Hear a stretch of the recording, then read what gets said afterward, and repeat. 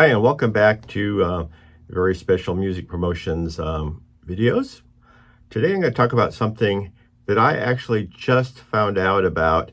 Well, actually, I found out how useful it is, and it's something to add to your arsenal of tools to help you keep track of plays of your music. And what I'm talking about is the Apple Music artist page. For a long time, I've used the Spotify music artist page, and that's been great for I've used the Spotify artist page for quite a while, and it's been really great for all the statistics that it gives you, not only how many times your songs are getting played, but where it's getting played, who's playing it, and playlists that you may have been added to. Sometimes it's really nice, you can find playlists you didn't even know you were added to.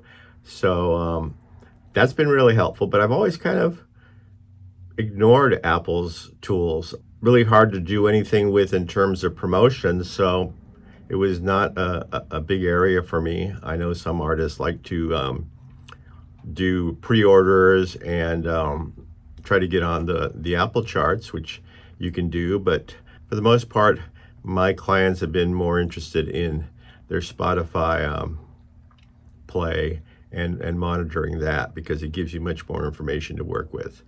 But there's a couple of really, really good tools that have been added to the Apple artist pages, and I was going to talk about those. So first of all is, how do you get one? Well, what you do is you go to your distributor, whether it's CD Baby or DistroKid or TuneCore, and from there you can claim your artist page. It usually takes a few weeks for them to go through the process of verifying you, and then they'll let you access your page. When you log into the artist page, the first thing you'll see is an overview. It shows your plays, your average daily listeners, and a few other things. And those numbers are based on a range, which is in the right corner. Starts out as the past 4 weeks, but you can go all the way back to the lifetime of your page. You have your key metrics at the top, and then you have milestones next, which is when certain songs hit certain milestones, you can see it. Like on this one, a song hit 1,000 plays, and they show you all your radio spins and that sort of thing. Next up, you'll see here is the top cities. This is really nice. You can see the 5 top cities that your music's being played in, how many times they've been played within that range. And then it also shows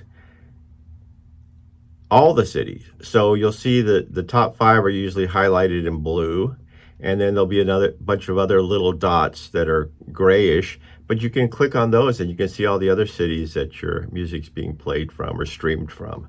So that's really nice. And scroll down, and the third thing you'll see is your top songs, top radio spins, and top Shazammed songs. And that we'll talk about in a second. Now, when we first came onto this page, the key metrics across the top were plays, average daily listeners, Shazams, radio spins, and purchases.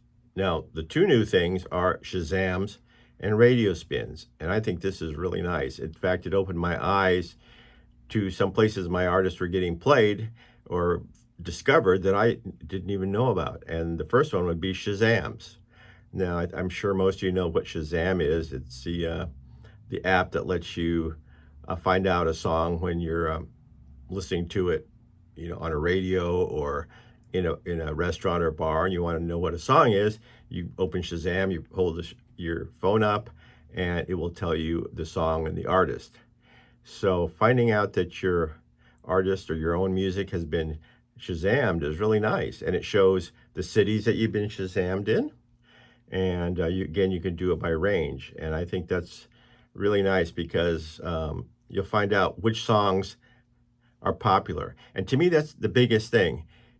Shazam requires people to do something that they weren't planning on doing.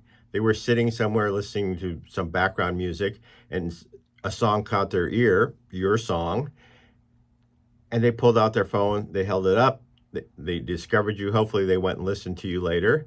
But it tells you those are the songs, if you have multiple songs, those are the songs that are of interest to people. It makes them do something, it makes them become more involved in your music. And it's nice to know that those are the songs that are doing it. And I found a couple of songs for my artist that I was surprised, but they were not only causing people to interact with it through Shazam, but then I was noticing that those particular songs tended to have just overall higher plays, whether it was on YouTube or Spotify or Apple. So very, very good thing to know, and it's nice that it's in this particular program.